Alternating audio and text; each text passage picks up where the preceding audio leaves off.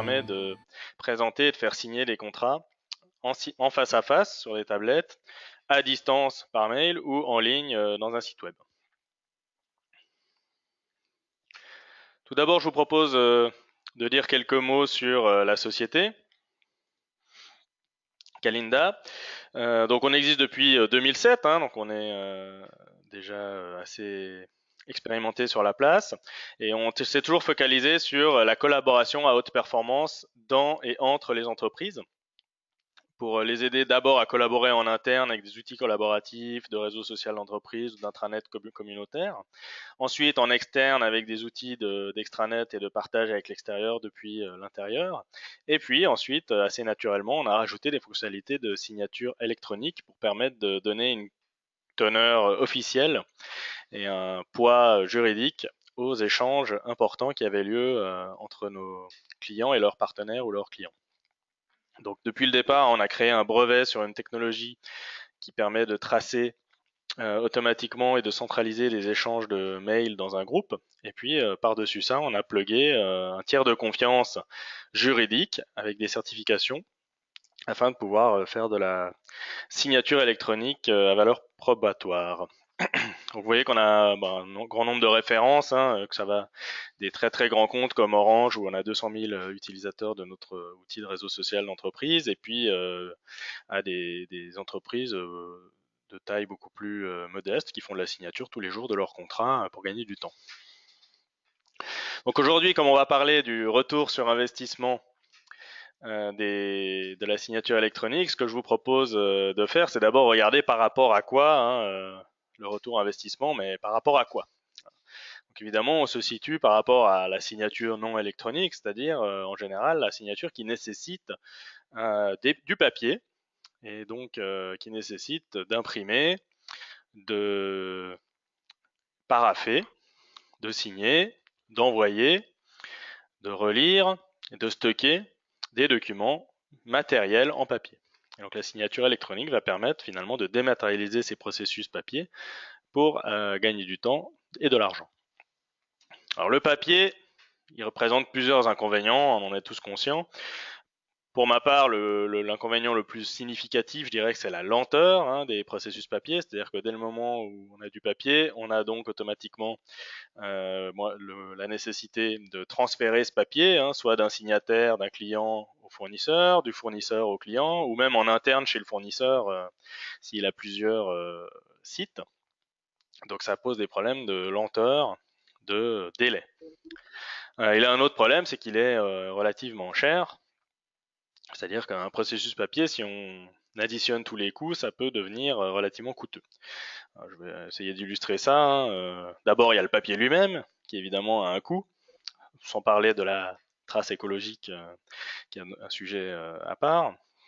Ensuite, il y a l'éditique, c'est-à-dire concevoir les contrats, faire la mise en page, le graphisme, et aussi les imprimer, soit sur un papier tout à fait classique, soit plus souvent sur du papier un peu premium parce que c'est des contrats. Ensuite, il y a le coût des courriers, c'est-à-dire qu'il va falloir au minimum renvoyer le contrat signé au client, parce que c'est votre client qui va prendre en charge le fait de vous l'envoyer signé si vous lui avez préalablement envoyé en fichier PDF par exemple. Donc il va quand même falloir le renvoyer signé, et c'est peut-être même un courrier recommandé qui a un coût encore plus élevé.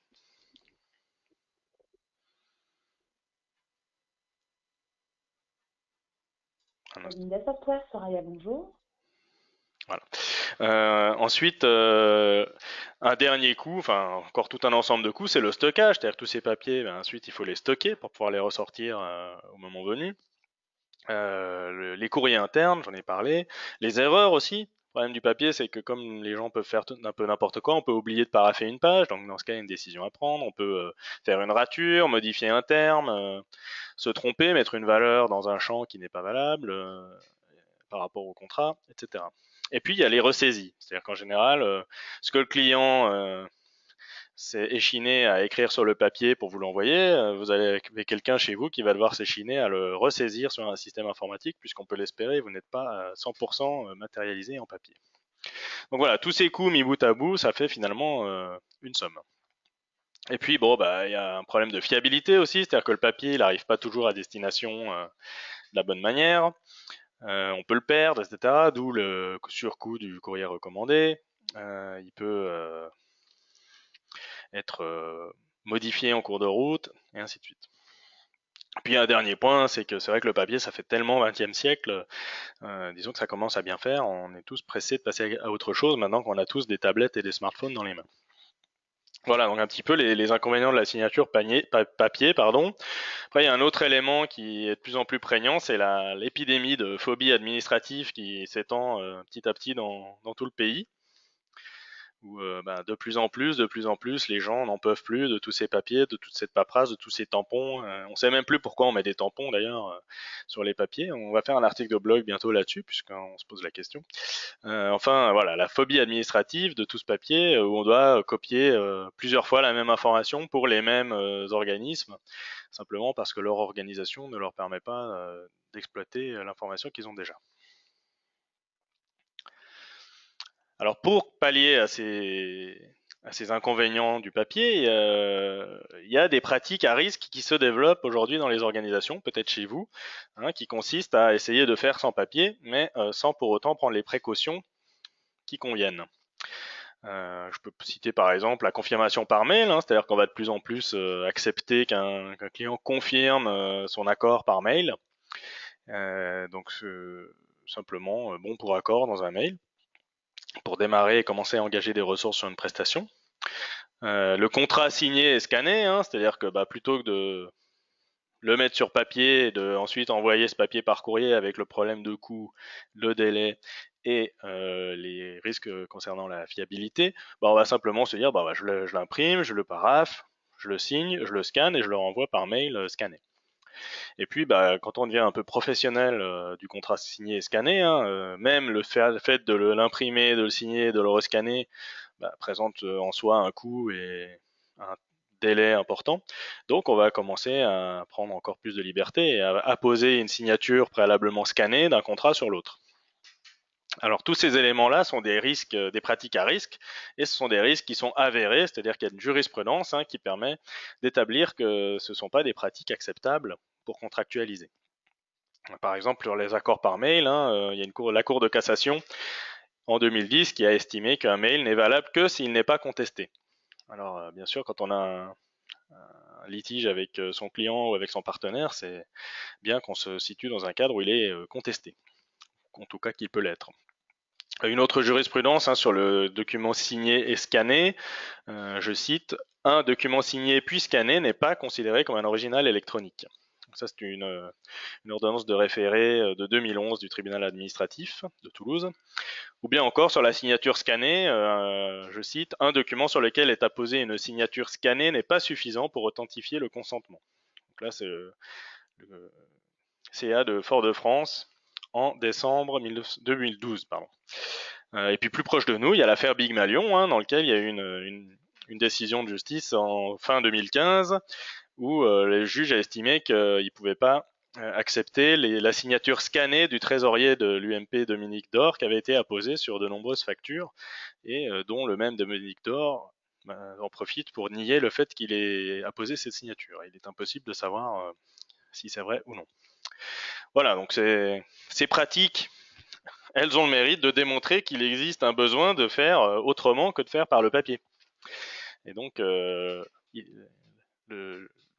seul point important maintenant est de le faire d'une manière juridiquement valable.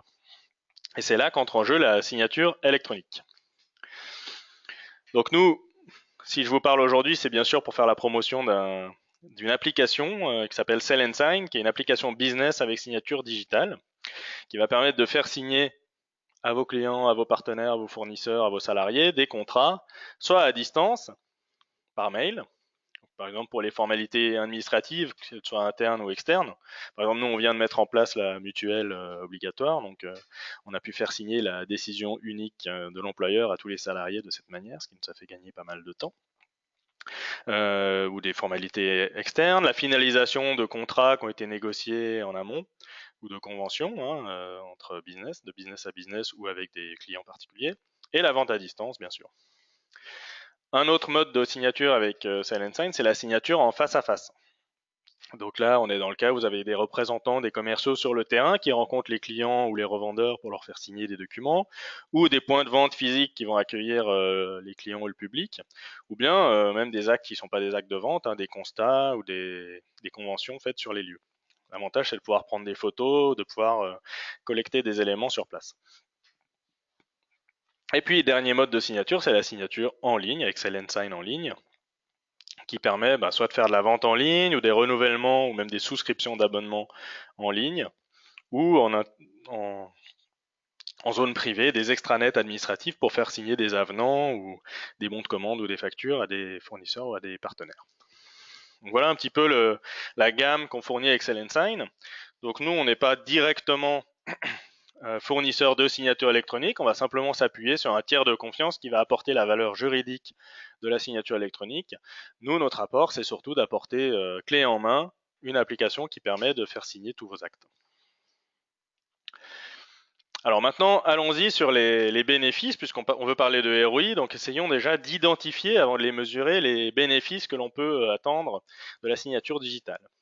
Donc sur le plan commercial, on a pu identifier là 3 bénéfices. Et le premier bénéfice, qui est finalement celui qui est le plus sensible et le plus répandu, c'est l'accélération commerciale. C'est-à-dire le fait de complètement compresser les délais et l'attente que l'on peut avoir avec le papier. Parce qu'avec le papier, tout le monde attend. Le commercial, il attend l'accord du client. Le client qui a envoyé son contrat, il attend que celui-ci soit enfin reçu et pris en compte par le fournisseur, parce que s'il l'a signé, c'est bien qu'il attend une prestation. Le comptable attend aussi pour facturer, on va y revenir. Et donc tout le monde attend, c'est triste. Donc avec la signature digitale, on va finalement téléporter les contrats, ce qui va permettre de réduire, voire d'éliminer ces délais d'attente.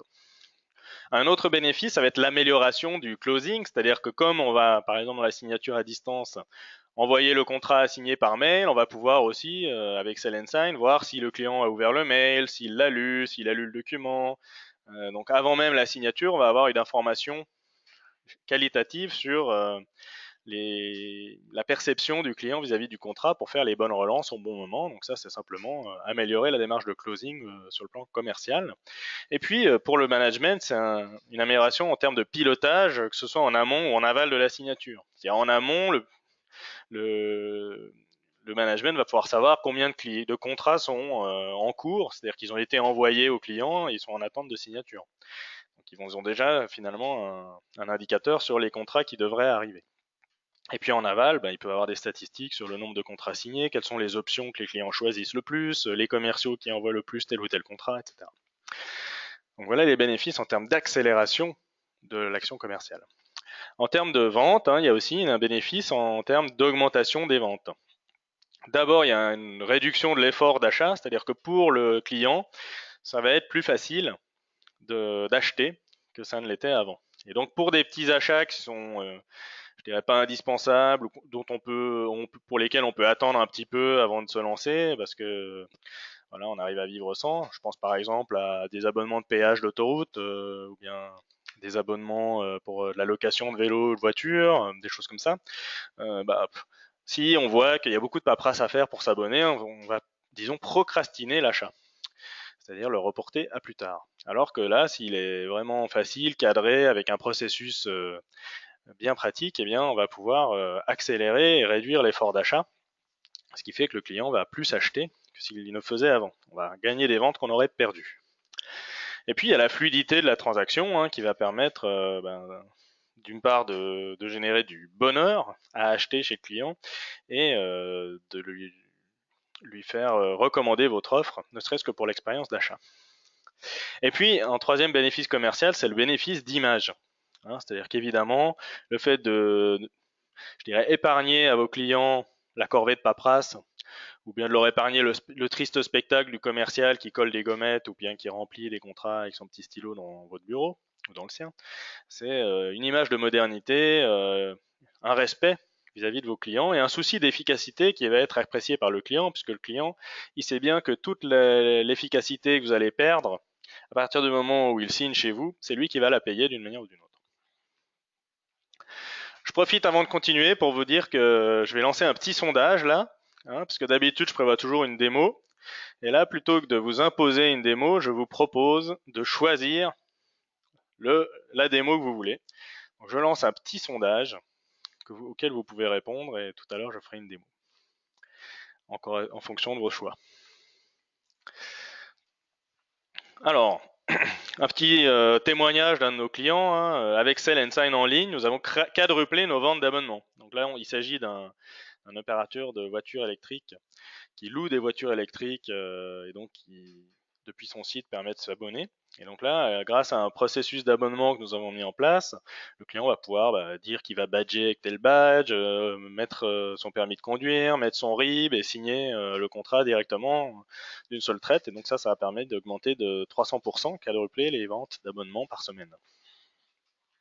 Un autre exemple, dans l'immobilier ici, donc avec Sell & Sign à la distance, nous gagnons 1 heure de temps et évitons donc sur chaque contrat, chaque mandat, on gagne 1 heure de temps de rédaction et de paperasse, de courrier, etc. Et on évite 4 jours d'attente en moyenne pour chaque mandat.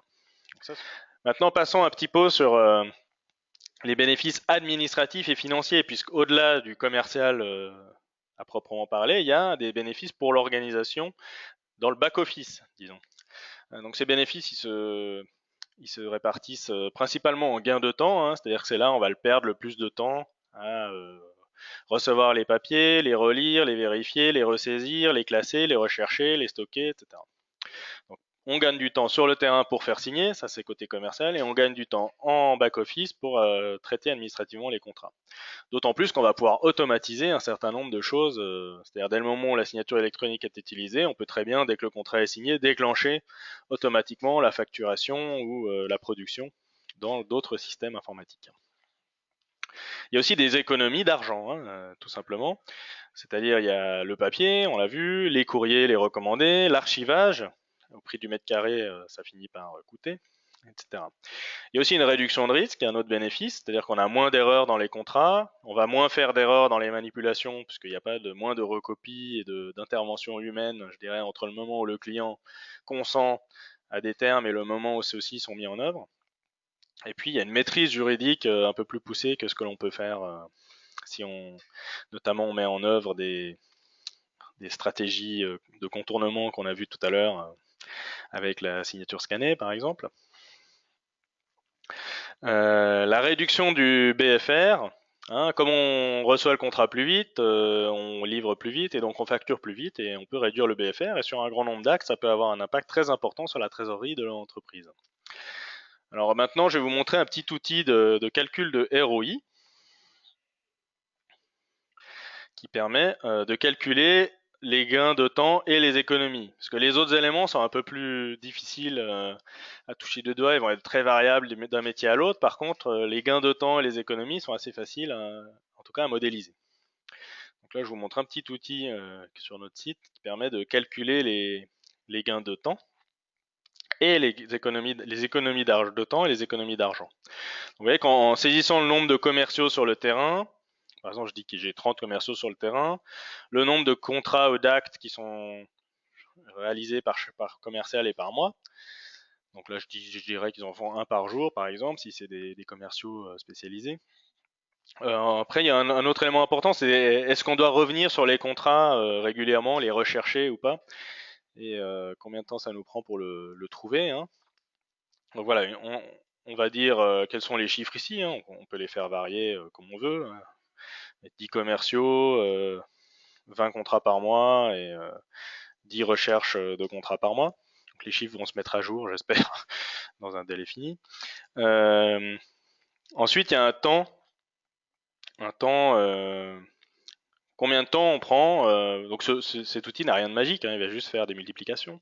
Donc on dit le commercial, on sait que ça lui prend 15 minutes de trouver le bon contrat dans sa sacoche, de le sortir, d'écrire les coordonnées du client, de noter les choix du client, de faire parapher, de faire signer, ensuite de mettre ça dans une enveloppe pour l'envoyer au siège, de mettre une étiquette avec l'adresse du siège, d'envoyer ça peut-être en recommandé ou par transporteur, etc. Donc ici on va pouvoir dire peut-être que ça prend 15 minutes pour chaque contrat au commercial sur le terrain. Ah oui, ça va pas marcher.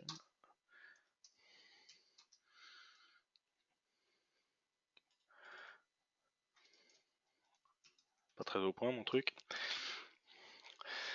Bon, on va dire que c'est 30, hein, comme ça on est juste. Donc ensuite on met un autre temps qui est au siège, hein, le temps que ça va prendre au service administratif de recevoir ce contrat au courrier, de l'aiguiller vers le bon service pour qu'il puisse être pris en compte, ensuite éventuellement de le scanner, parce que c'est de plus en plus répandu de finalement faire des rescans de signatures.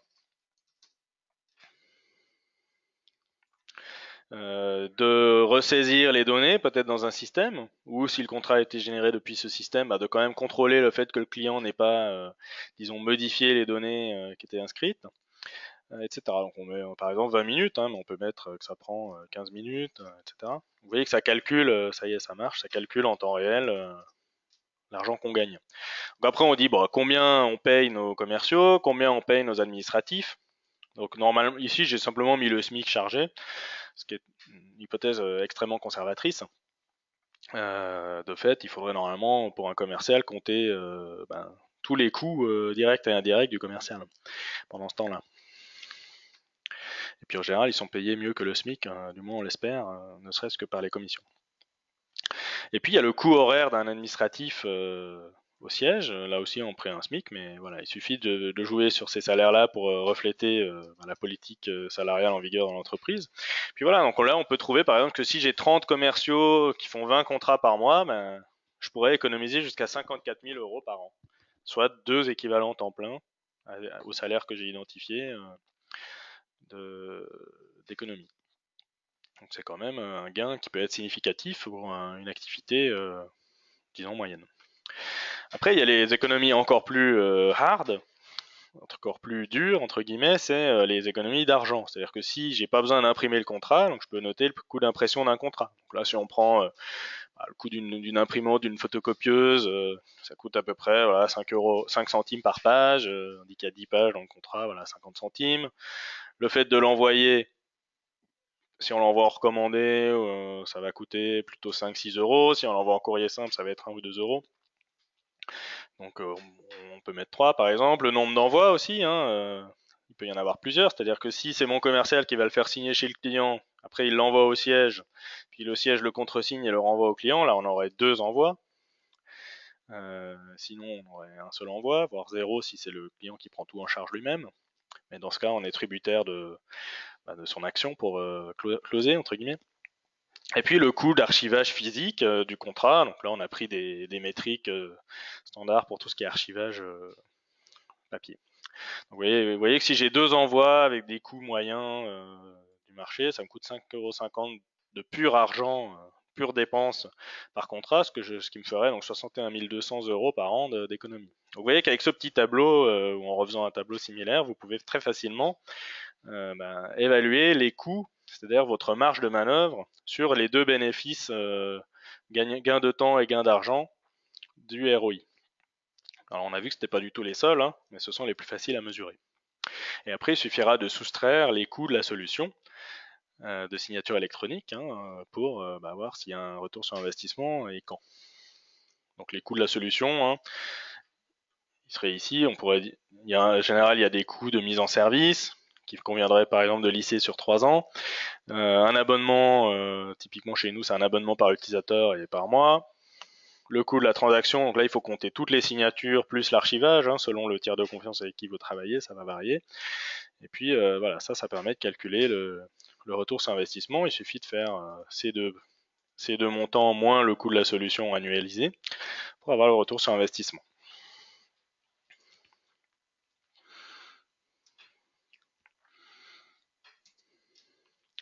Donc voilà pour les gains de temps et les économies. Et on a vu, il y a aussi une réduction des risques, une réduction du BFR. Donc là, j'ai encore un petit témoignage client qui est qu'avec Sell & Sign en face à face, nous avons éliminé les erreurs, les ratures et les ressaisies de contrats. Donc là, il faut savoir que chez ce client, il y avait des intérimaires qui étaient embauchés uniquement pour saisir les dizaines de milliers de contrats qui remontaient au siège par l'année, chaque année.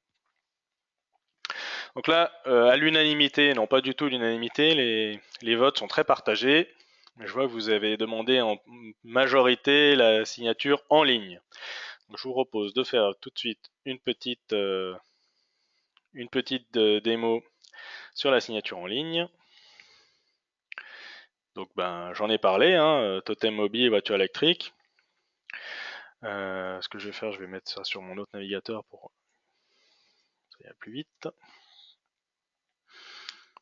Pour remplir le formulaire. Donc si je veux m'abonner chez eux, je vais sur vous abonner. Donc là, ils ont intégré en fait SailEnsign à l'intérieur du site web ou de l'application mobile. Ça fait que nous, quand on intègre SailEnsign, on intègre en fait un parcours de signature qui peut être joué en ligne, en face à face ou à distance pour poser des questions, demander aux clients de remplir des options. Si possible, pas trop en mode paperasse, mais plus en mode commercial. Et puis ensuite, on permet de générer le contrat et le signer en ligne.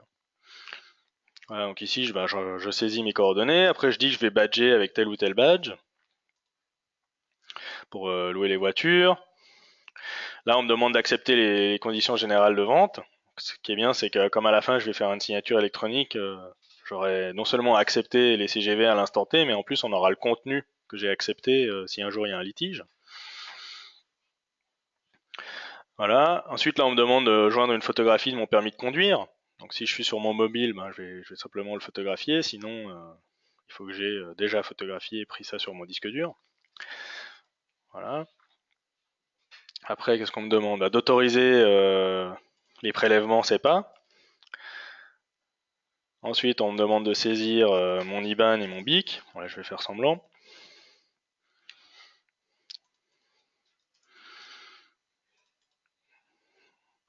Vous voyez que c'est précédent, suivant. Donc, que ce soit pour les commerciaux qui font signer, si c'est du face-à-face, ou bien pour les clients qui se signent tout seuls, comme ici en ligne, c'est extrêmement facile d'utiliser le parcours de signature.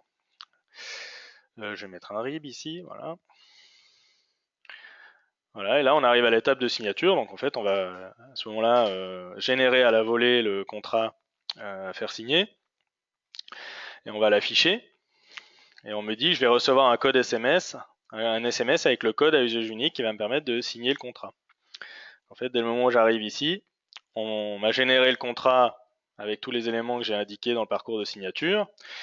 On m'envoie un code SMS comme quand vous faites un virement bancaire que je peux directement ressaisir. Donc, je l'ai reçu ici sur mon mobile, entre autres choses. Donc, je peux le ressaisir ici pour signer le contrat. Bon là, comme c'est de la production, je suis déjà abonné, je ne vais pas me réabonner. Donc je ne vais pas le saisir, mais il suffit de saisir ce chiffre ici, d'accepter et de signer. Et donc ça, ce SMS et le contrat sont générés, affichés et émis par le tiers de confiance qui possède les certifications nécessaires pour donner la valeur juridique à la signature électronique. Et c'est de ça que je vais vous parler maintenant. Voilà, donc j'ai fait la démo qui a été demandée. Si on a un peu de temps, j'essaierai d'en faire une autre, si vous le souhaitez, puisqu'il y a eu des demandes très partagées.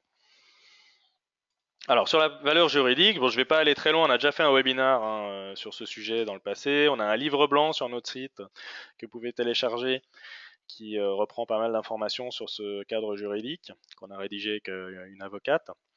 Donc je vais juste vous exposer ici les points principaux et vous parler un peu du tiers de confiance sur lequel on s'appuie pour rentrer dans ce cadre juridique.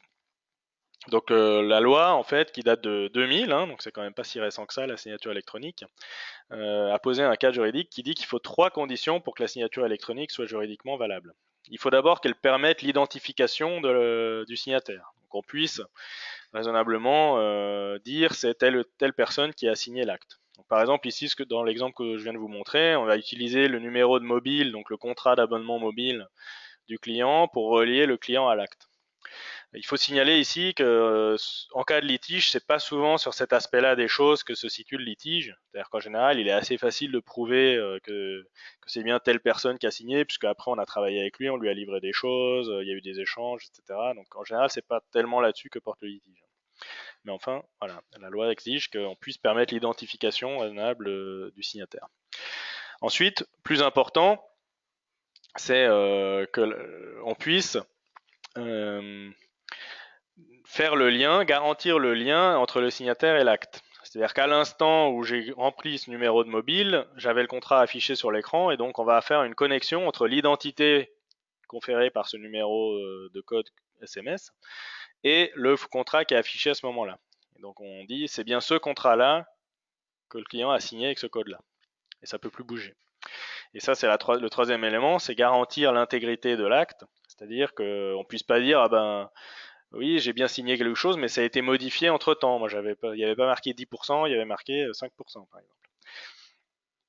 Donc ça, c'est la troisième condition, garantir l'intégrité de l'acte. Donc à partir du moment où on réussit à remplir ces trois conditions, la signature électronique est juridiquement valable. Et on le fait par des procédés cryptographiques qui permettent de figer, de sceller l'acte avec un horodatage qui permet de sceller aussi la date à laquelle le consentement a été donné. Et puis les éléments d'identité du signataire. Donc on fait un paquet où on met l'heure exacte, le contrat lettre par lettre et les identités du signataire et on scelle cela cryptographiquement de manière à ce que on puisse garantir que c'est bien cette personne qui a signé cet acte et que cet acte était tel quel à l'instant T. Alors, c'est pas nous, comme je vous l'ai dit, qui allons conférer la valeur juridique au contrat. Nous, on va juste l'amener jusqu'au signataire et le faire revenir jusqu'au back-office. C'est DeCaPost, qui est une filiale du groupe La Poste, qui possède les certifications nécessaires. Alors, il existe d'autres tiers de confiance qui sont tout à fait respectables également pour fournir ces certifications. Nous, aujourd'hui, on travaille avec DeCaPost. Cependant, si vous avez déjà un tiers de confiance, et j'en vois des très bons, vous pouvez aussi nous demander de nous connecter avec. On peut certainement le faire. SellEnSign est seulement une solution applicative, n'est pas un tiers de confiance.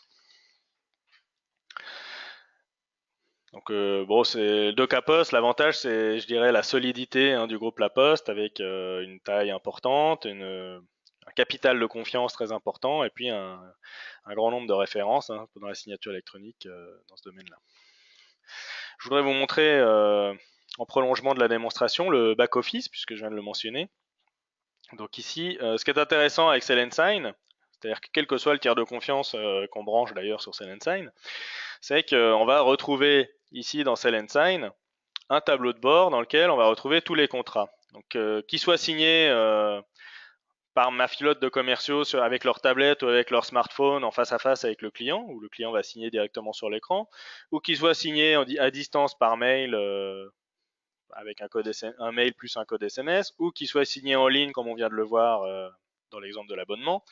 J'ai ici un tableau de bord qui va me permettre vraiment de retrouver n'importe quel contrat et de valider les contrats qui remontent. C'est-à-dire que dès que les contrats sont signés sur le terrain, ils remontent ici dans les contrats à valider. On peut très bien les configurer pour qu'ils soient validés automatiquement à partir du moment où ils répondent à certaines conditions.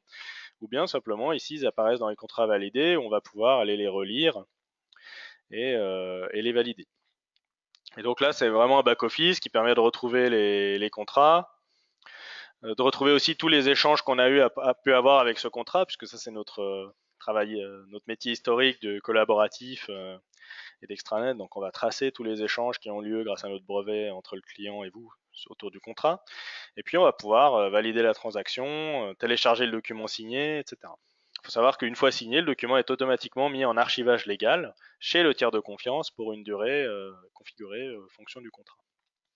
Donc ce back-office, c'est vraiment une très forte valeur ajoutée puisqu'on va pouvoir faire des exports, faire signer de nouveaux contrats directement depuis là. Et puis ici, je vais pouvoir faire des recherches aussi, c'est-à-dire je peux retrouver tous les contrats du mois de janvier par exemple.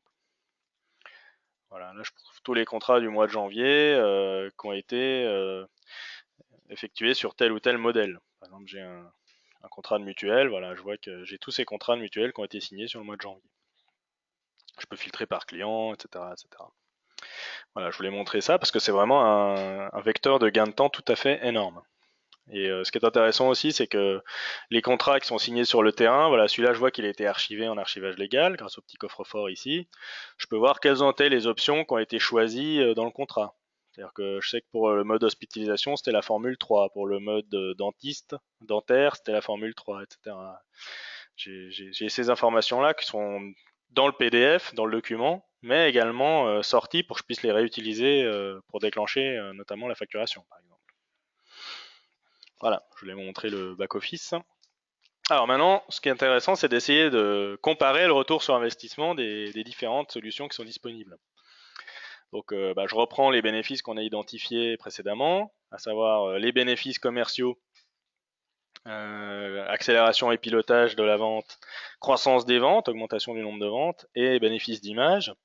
Et puis les bénéfices administratifs et financiers, à savoir le gain de temps qu'on peut effectuer sur place chez le client, mais aussi en back-office, avec le back-office qu'on vient de voir, les économies de papier, de courrier, de stockage, les réductions des erreurs et les réductions de BFR. Donc on a vu que sur les gains de temps, sur l'économie, on a une feuille de calcul qui permet de calculer le gain exact. Maintenant, essayons de voir parmi les solutions que l'on peut mettre en place, lesquelles permettent le mieux d'améliorer quel poste. Bon, évidemment, on a le papier. Donc, sur le papier, c'est sûr que forcément, par définition, on n'a aucun bénéfice puisque c'est ce qu'on fait déjà. Donc avec le papier, il est très difficile d'améliorer aucun de ces points. Une autre solution qui existe, ce sont des solutions packagées que vous trouvez sur le marché, qu'on peut qualifier de e-papras, c'est-à-dire une solution qui va finalement prendre un PDF qui serait sur papier et le mettre sur ordinateur avec des champs qu'on remplit directement dans le document. Donc en fait, au lieu de prendre mon stylo et de remplir un papier, je prends mon clavier et je remplis un papier aussi, sauf qu'il n'est pas en papier. Donc disons que plutôt que de profiter de l'occasion de la dématérialisation pour transformer la façon dont on vend, comme on l'a vu avec l'abonnement, là plutôt on aurait pu avoir un document où on met je badge avec X, voilà mon code IBAN, mon code BIC. Vous avez vu qu'à la place on a quelque chose de visuel, qu'on a un parcours qui est facile à suivre pour le client. C'est pas de la e-paperasse, hein, c'est vraiment du sell and sign. Alors avec les solutions de e-paperasse, on va quand même pouvoir obtenir des bénéfices, notamment sur l'accélération et le pilotage des ventes. Hein. C'est-à-dire que le fait d'utiliser une solution de signature électronique, même si c'est de la e-paperasse, ça permet de voir quels sont les contrats qui ont été signés et par qui automatiquement. Ça va permettre aussi de réaliser les économies de papier, puisqu'on n'a plus besoin du papier. Hein. Le fait d'avoir mis la paperasse sur un écran, ça permet de ne pas l'imprimer. Par contre, je prétends qu'on gagne pas, on va pas pouvoir obtenir les gains de temps, puisque en fait, de remplir avec son clavier un contrat de e-paperasse, c'est à peu près le même temps que de le remplir sur un papier. Et puis surtout, une fois qu'il arrive au siège, du coup, les données sont enfouies dans le fichier PDF. C'est-à-dire que de toute façon, ça va être assez difficile de les extraire pour les rentrer dans un autre système. Donc là, non plus, on va pas pouvoir gagner ce temps-là. La réduction des erreurs est pas non plus prise en compte, ou alors assez difficilement. Et par contre, on va pouvoir aussi accélérer les signatures et donc réduire le BFR. Donc finalement, en optant sur prendre le papier et le mettre sur un écran et simplement se limiter à ça, on ne va pas réussir à obtenir tous les bénéfices qu'on peut attendre d'une démarche de signature digitale. Une autre solution possible, c'est un développement spécifique. C'est-à-dire, vous dites, bon, moi j'ai tel contrat avec tel client, et donc je peux développer avec mes développeurs ou avec mes prestataires une solution, une application sur mes tablettes et une application sur mon site web pour remplir le contrat avec un parcours vraiment de vente, le générer et puis le soumettre au tiers de confiance pour le faire signer. Donc effectivement, cette solution permet d'obtenir tous les bénéfices qu'on a identifiés, puisqu'elle va être exactement sur mesure pour vous. Donc encore heureux qu'elle permette d'obtenir tous ces bénéfices-là, n'est-ce pas? Et puis la dernière solution, c'est Sell and Sign, que je viens de vous montrer en mode online, qui va permettre de faire en fait une application qui sera vraiment sur mesure pour vous, mais avec un framework qui a déjà tout fait. Hein, donc on a exactement les mêmes bénéfices que si vous faisiez un développement spécifique. Mais par contre, on a des avantages supérieurs, et ça c'est ma troisième colonne, c'est les bénéfices de mise en œuvre du projet. Où là, qu'est-ce qu'on a? La rapidité de mise en œuvre, c'est-à-dire si vous décidez, maintenant je veux faire de la signature électronique, quand est-ce que ce sera prêt? Avec le papier, c'est déjà prêt. Avec la solution de e-paperasse, c'est très rapide, puisqu'en général, il suffit de mettre les PDF dedans, d'identifier les champs, et voilà, on a mis le papier sur l'écran. Par contre, avec un développement spécifique, là, il y a un projet, il faut mettre des développeurs qui vont analyser, faire un cahier des charges, développer, etc. C'est beaucoup plus long. Avec Sell and Sign, comme tout le moteur qui permet de signer sur tablette, iPad, Android, Windows, à distance, en face à face, en ligne, est déjà fait, et qu'on va juste brancher vos modèles de contrat et vos parcours de signature, c'est très rapide aussi. Le budget, donc là sur le papier, le budget, il faut tout refaire, donc à chaque fois, donc il n'y a pas de problème d'avantage de budget. Par contre, la solution de e-paperasse, elle va pas être très chère sur le budget normalement, tout cas, nous, on essaye d'être compétitif par rapport aux solutions de ePapras. Elles sont ni plus chères ni moins chères que nous en général. Par contre, les développements spécifiques, pour les mêmes raisons, les développeurs, le temps, le délai, ça va être un coût important pour mettre en œuvre votre solution. Et puis la dernière colonne, c'est la pérennité de la solution, c'est-à-dire qu'est-ce qui se passe si vous avez un nouveau mode de signature. C'est-à-dire que avant vous faisiez que de la signature en face à face, puis tout à coup vous commencez à avoir des commerciaux sédentaires qui vendent à distance. Donc il faut faire de la signature à distance. Ou vous décidez que vos clients vont pouvoir s'inscrire directement et signer en ligne, comme on l'a vu pour la location de voiture. Si vous avez un changement comme ça, vous n'allez pas avoir forcément la même souplesse, la même pérennité selon la solution que vous choisissez. En particulier en papier, il faut tout recommencer à chaque fois. Pour la solution de ePapras, selon la solution que vous choisissez, elle va être multimodale et supporter les différentes plateformes ou pas. On peut dire que oui, admettons. Puis en développement spécifique, si aujourd'hui vous dites bon, mes commerciaux ont des iPads, on crée une application iPad pour faire signer les contrats, et puis que demain, tout à coup, il y en a qui ont des Android parce que vous rachetez un de vos confrères qui avait des Android, hop, faut repartir.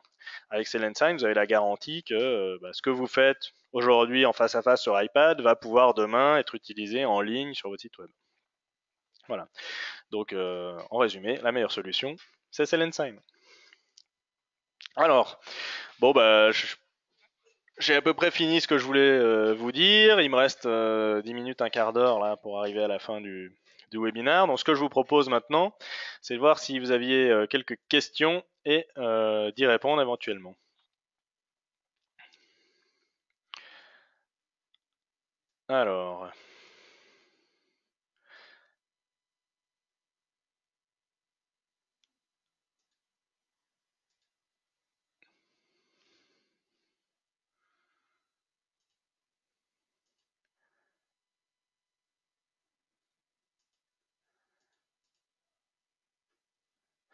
Alors, il y a une question qui est est-ce que le signataire reçoit une copie du contrat? Donc oui, effectivement, avec Sign, toute la communication avec le client est prise en charge par Sign.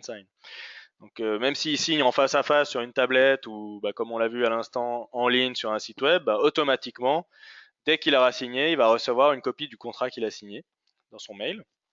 Et puis dès que dans le tableau de bord, quelqu'un aura validé le contrat, donc soit automatiquement, soit parce qu'un opérateur aura vérifié le contrat, les justificatifs et l'aura validé, là il va recevoir le contrat signé et contresigné par son fournisseur en l'occurrence, dans son mail aussi. Et donc là, il aura un fichier PDF qui contient toutes les signatures électroniques et qui sera lu par Adobe Reader comme étant valable juridiquement. Donc tout ça est pris en charge automatiquement par Sign. Et si vous faites signer un contrat à distance pour l'envoyer par mail, il suffit de faire un glisser-déposer du contrat et de l'envoyer par mail pour pouvoir le signer. Et là, bien sûr, il va recevoir aussi le contrat signé, contresigné. Voilà, j'espère que ça répond à votre question.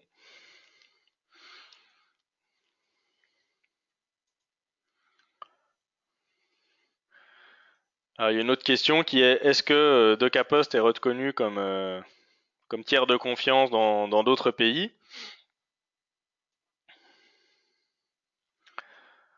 Eh bien, la réponse est oui. Alors, ce qui est intéressant en l'occurrence, c'est que la législation sur la signature électronique est en train d'être uniformisée sur toute l'Europe.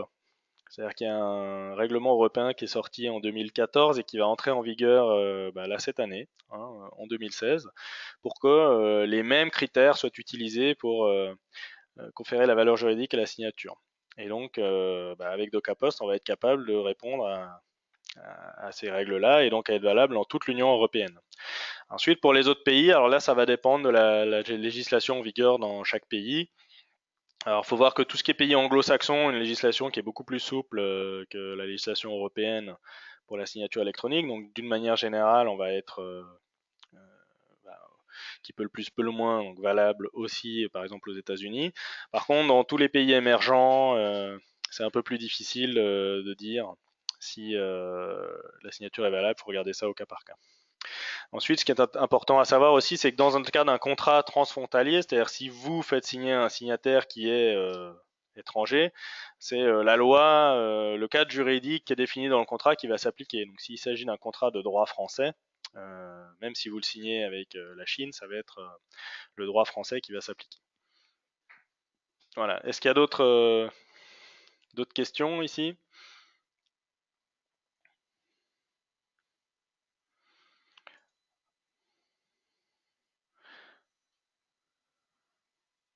Ah, je vois qu'on a posé une question par ailleurs sur la signature à distance, face à face et en ligne.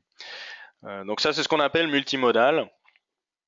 C'est-à-dire que la solution, elle va permettre, pour un même contrat, avec n'importe quel client, de les faire signer en face à face, à distance ou en ligne. Donc par exemple, si je prends, je vais vous faire une autre démo, du coup, la signature à distance, hein. Imaginons que j'ai construit sur mon disque un devis avec mon traitement de texte que j'ai déjà fait comme ça. Et comme je l'ai construit de telle manière que voilà, le nom de la société, l'adresse, le code postal, la ville, le nom du signataire, la date, les signatures sont incluses dans mon devis. D'accord? Comme ça, au lieu de, j'aurais pu le remplir directement, hein, c'est-à-dire quand j'établis le devis pour Madame Michu, ben, je peux écrire dans mon traitement de texte Madame Michu, etc. et mettre ça dans Sign. Alors si je mets des champs comme ça, l'avantage c'est que je vais pouvoir utiliser le même devis pour faire signer tous mes clients directement, sans faire de paperasse justement. Donc là, je prends Sign. Si je veux faire signer à distance, je prends Sign sur mon ordinateur. Je retrouve le client que je veux faire signer, où je crée la fiche du client que je fais signer, qui peut venir de ma CRM aussi. Hein. Voilà. Ensuite, j'arrive sur un écran où j'ai les différents modèles de contrats qui ont été intégrés pour mon entreprise. Hein, donc j'ai par exemple le PDF ad hoc, ça veut dire que je peux faire signer mon devis, n'importe quel fichier PDF, c'est ça que je vais utiliser. Mais je peux, ici, c'est là qu'on va incorporer dans Sell Sign les parcours de signature, par exemple pour faire signer une feuille de présence où j'ai des signataires qui sont présents dans la salle, d'autres signataires qui sont au téléphone, donc eux ils vont signer à distance pour que tout le monde puisse signer la même feuille de présence au même moment pour éviter de jouer à la chaîne de courrier avec la feuille de présence. Ou faire signer un mandat CEPA à un client, un contrat de mutuelle, etc. Donc chacun de ces modèles est en même temps un parcours de signature qui peut être joué à distance, en face à face ou en ligne, et un contrat. Et puis le PDF ad hoc, c'est simplement un contrat générique où je vais pouvoir mettre le document que je crée avec mon traitement de texte. Donc ici, je prends le document, je le glisse et je le dépose ici pour le faire signer. Hein, donc vous voyez, j'ai mon devis que je viens de vous montrer, je le dépose ici. Donc automatiquement, Sign va le charger, il va me remplir les champs que j'ai identifiés avec les coordonnées du client. Le but étant de ne pas faire de la paperasse et de les réécrire à chaque fois. Il y a cette case ici qui est intéressante qui va me permettre de dire je voudrais rendre disponible ce contrat sur ma tablette, sur mon téléphone, pour que si je rencontre mon client face à face demain, au lieu de lui envoyer pour signature, en gros, en cochant cette case, je le synchronise avec ma tablette, et quand je me retrouve chez le client, il est déjà tout prêt, le client n'a plus qu'à le signer sur la tablette. Là, c'est pas le cas, je vais simplement le signer à distance. Je peux rejoindre des justificatifs, par exemple le RIB, comme on l'a vu avant. Vous voyez que c'est les mêmes écrans que ce qu'on a vu avant. Et là, je vais choisir qui sont les signataires. Donc, pour chaque client, je peux définir des signataires et mettre autant de signataires que je veux. Là, je peux aller jusqu'à 100 signataires sur un contrat ad hoc. Et je vais dire s'il signe en face à face par un code SMS qu'il va recevoir tout de suite. C'est ce que j'ai fait quand j'ai signé en ligne tout à l'heure. Sur une tablette directement ou par mail. Donc là, je sélectionne par mail. Donc je dis voilà, il y a un signataire qui a cette adresse email, ce numéro de téléphone et à qui je veux envoyer le contrat pour signature. Et donc à partir de ce moment-là, on va remontrer le contrat pour que je puisse le vérifier avant de l'envoyer. Je peux personnaliser le message pour dire cher client, voici le devis comme convenu. Donc c'est mon devis. Vous voyez, un abonnement Sell Sign à distance pour un mois, c'est 9,90 par utilisateur. C'est pas cher. Hein. Plus les transactions qui peuvent être soit achetées par pack, soit achetées à l'unité. Donc c'est une transaction, c'est une signature du client, une signature du fournisseur et un archivage légal. Voilà, et j'envoie. Donc là, mon client, il va recevoir un mail qui va lui permettre de signer ce contrat. Voilà. Donc en faisant ça, j'ai envoyé le contrat et quand je regarde dans mon back-office, dans les contrats en cours, je vois que, faut que j'enlève mes filtres, je vois qu'il y a 3 minutes, c'est moi, j'ai envoyé pour signature à cette société-là un devis auto avec une photo. Et là, je peux voir qui sont les signataires. Je vois qu'il y a un signataire qu'il n'a pas encore signé. Je peux aussi le relancer. Je peux voir s'il a lu mon mail, s'il a lu le document, et quand il aura signé, ça passera ici en vert. Et donc le client, lui, hein, il reçoit simplement voilà, un mail dans sa messagerie avec le nom de ma société, un message d'introduction, les justificatifs et le contrat qu'il peut télécharger pour les lire tranquillement ou les imprimer, un bouton pour signer. Donc quand il clique sur ce bouton, eh bien, il va se retrouver en signature directement. Voilà. Donc comme tout à l'heure, hein, on affiche le contrat à signer et on envoie un code SMS sur le numéro du mobile que je vais ressaisir ici. Cette fois, c'est une plateforme de démo, donc je peux le faire pour de vrai. Donc là, j'ai reçu sur mon mobile le numéro 248791. Donc il suffit que je ressaisisse sur le contrat ce code pour signer le contrat. Voilà. Et donc là, dans le back-office, le contrat va arriver dans les contrats à valider. Voilà, vous voyez, je vois que le contrat a signé, le client a signé. Je peux aller contrôler le contrat.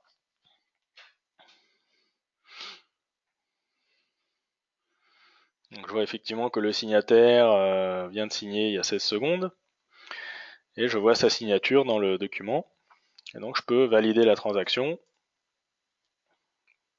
pour clôturer le contrat. Et voilà, le contrat est prêt. Maintenant, je peux le télécharger. Il est automatiquement envoyé au client qui reçoit le contrat signé, contresigné, et tout est prêt. Voilà, vous voyez qu'on retrouve la signature du client, ma signature fournisseur et un scellé du tiers de confiance qui permet de donner la certification du contrat. Voilà. Alors j'ai vu qu'il y a une autre question.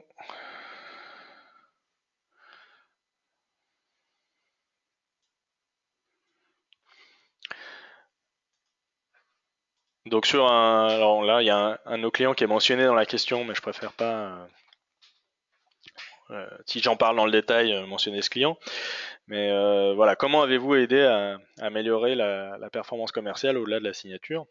Donc ce qui est intéressant chez ce client-là qui fait signer des contrats en face à face sur des tablettes, c'est que voilà, il a toute une flotte de commerciaux et cette flotte de commerciaux jusqu'à il n'y a pas si longtemps que ça, ils avaient chacun une mallette avec tous les modèles de contrats du client, enfin de notre client, de cette entreprise. Et donc quand il arrivait chez leurs clients à eux, il présentait les différents produits, les offres de l'année, et puis il sortait le bon contrat. Il faisait remplir par le client en fonction de ce que le client choisissait comme option. Donc c'est de la paperasse. Après, il faisait signer, et puis souvent, il signait plusieurs contrats. C'est-à-dire qu'il signait en moyenne 3 contrats. À chaque fois que le commercial allait voir un client, il signait 3 contrats sur des gammes de produits différents. Et donc, il ressortait un autre de sa sacoche, il faisait signer, etc. Et puis le soir, il arrivait chez lui, le commercial, il ressortait tous ses contrats signés. Et là, il faisait ce qu'ils appelaient les gommettes, c'est-à-dire que ils avaient des petites étiquettes qui étaient fournies par le siège pour coller sur les contrats, pour identifier chaque client. Et puis aussi, ensuite, ils mettaient tout ça dans une enveloppe avec une étiquette pour envoyer tout ça au siège en recommandé. Et donc au siège, il y avait une ramette de papier chaque jour qui arrivait de contrats qui étaient signés comme ça dans tous les pays du client. Et puis là, ils avaient des personnels qui étaient chargés de ressaisir ces contrats dans le système pour les vérifications et le cas échéant, demander au commercial d'aller re-signer un contrat parce qu'il y a des ratures ou des erreurs dans le contrat, ou les valider et puis mettre en œuvre tout ça dans les systèmes d'information. Alors maintenant, tout ça c'est terminé, il n'y a plus rien dans les sacoches. Comme on marche en mode déconnecté, même chez les clients, il n'y a pas de réseau, ils peuvent quand même faire signer les contrats qui sont tout de suite synchronisés dès qu'il y a du réseau avec le siège. Et on va pouvoir comme ça faire remonter instantanément tous les contrats qui sont signés sur le terrain au siège. Et donc là, ils ont une mécanique qui va automatiquement valider certains contrats. D'autres contrats vont tomber dans les contrats à valider, comme on l'a vu tout à l'heure dans le back-office. Et puis, ils ont des tableaux de bord qui permettent de savoir, ben voilà, on a tant de milliers de contrats signés aujourd'hui, cette semaine, tant qu'ils sont validés, tant qu'ils ne sont pas validés. Ensuite, c'est automatiquement injecté dans les systèmes en aval. Donc ils savent quel client a choisi quelles options pour faire les livraisons. Et aussi inséré dans des systèmes de fournisseurs qui viennent contrôler que les engagements du client ont bien été respectés. Donc ces prestataires qui viennent contrôler dans les sites des clients ont automatiquement quel a été l'engagement pris par le client. Ils peuvent aller vérifier que tout soit respecté comme il faut. Donc voilà, ça veut dire qu'on a optimisé non seulement la performance commerciale, mais aussi la performance administrative ou de contrôle derrière de ce client. Voilà. Avec un retour sur investissement qui est très significatif, énorme. Alors on dit qu'on entend mal, je suis désolé, malheureusement je ne peux pas y faire grand chose, mais de toute manière, là, on arrive à peu près au bout du temps qui m'était imparti aujourd'hui. Donc on a une règle chez Kalina, c'est de toujours être dans les temps en ce qui concerne les webinaires. Donc il me reste à vous remercier vraiment d'avoir pris le temps de nous écouter aujourd'hui. Merci. J'espère que vous avez trouvé des éléments intéressants sur le calcul du retour sur investissement de la signature électronique. J'espère avoir pu permettre de faire un cadre sur quel poste vous allez pouvoir gagner, combien dans certains cas, combien ça peut coûter de l'autre côté. Le détail, je vous invite à contacter Alexandre Bouzotte, qui est charmant, qui est sur la photo et qui va pouvoir guider. Et puis dans la sous-traction, c'est clé et la solution qu'on va avoir, ça va calculer le retour sur investissement. Voilà, merci encore. Contactez Alexandre et puis j'espère à très bientôt lors de prochain webinaire. À bientôt.